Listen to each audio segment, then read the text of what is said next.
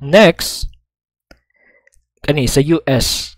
Because of the 1906 nga San Francisco, California earthquake which caused thousands of deaths and great damage and loss of lives, si US gyapon nagpa kani the earthquake engineering began after this earthquake. At that time, however, California was still sparsely populated. So, di pa mo kayo populated during this time. So, because of that, the consideration of earthquake engineering has faded. Wala kayo siya na, wala kayo siya na enforce.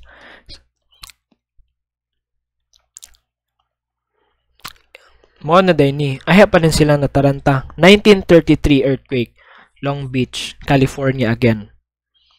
Because again of the damages and death, ahya pa din sila na Taranta, they formed committees and they became fully aware of the dangers of earthquakes. And a great impetus was given to this study of seismology and earthquake-resistant design. Ahya pa dayon.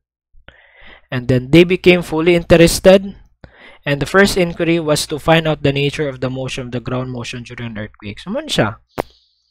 Naana din special instruments no, were designed and deployed at various areas of high seismicity to record such motion permanently. Congress charged the U.S. Coast and Geodetic Survey, this is the USGS, with the responsibility to study and report strong motions. So at about that same time, new building codes were drawn up and enforced.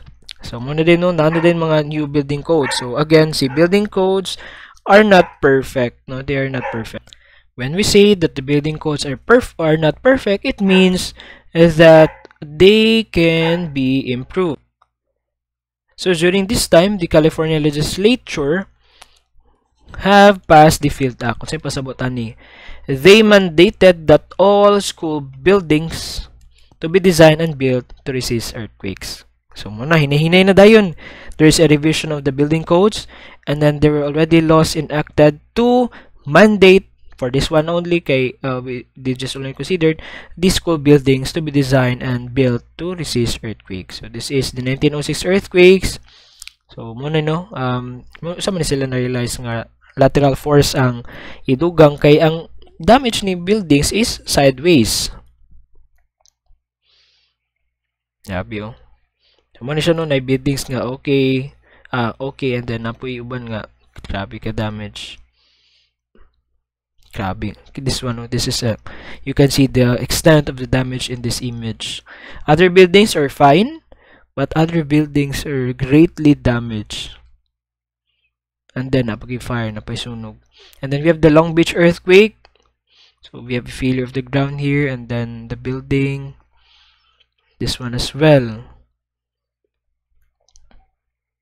And then as you can see in this image, I think this is a column, and then the bars are the space is very large. Shortly after the Riley Act, the state of California adopted the Riley Act. So, diba, in the Field Act, the school buildings were mandated to be designed and built to resist earthquake. Now, in the Riley Act, it mandated that most buildings, no, this is not only limited to the school buildings, but most buildings should include a lateral force or a lateral load or a horizontal force of 2% of the sum of their dead loads of live load. So, ang ila po diri, ang earthquake force is 2% of the dead load plus the live load. And then, the Pacific Coast building officials publish the nation's first seismic design. Take note of this, si Pacific Coast building officials. Later, they are now called the International Conference of Building Officials. Unsa ilang gi-publish first seismic design provisions in 1927. Unsay pangalan sa code? Uniform Building Code, UBC. Take note of this, because we'll be using this code and we are using this code in the design of our infrastructures in the consideration of the seismic forces. But of course, we are not using the 1927 version. We are using the UBC 1997. So this is our base code for the earthquake design. Ever since, earthquake engineering has unfolded at a steady pace and its principles spread all over the world, it has rapidly evolved into a science-based discipline with a large body of knowledge and institutionalized research and educational programs. So, mong gina siya nung grabe kay ang amazing kayo yung development.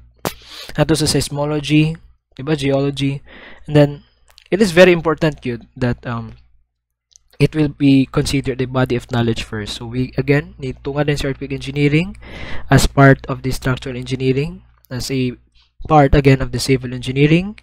And then, because this is already a new science, there were fundings, there were research and programs, and it evolved tremendously.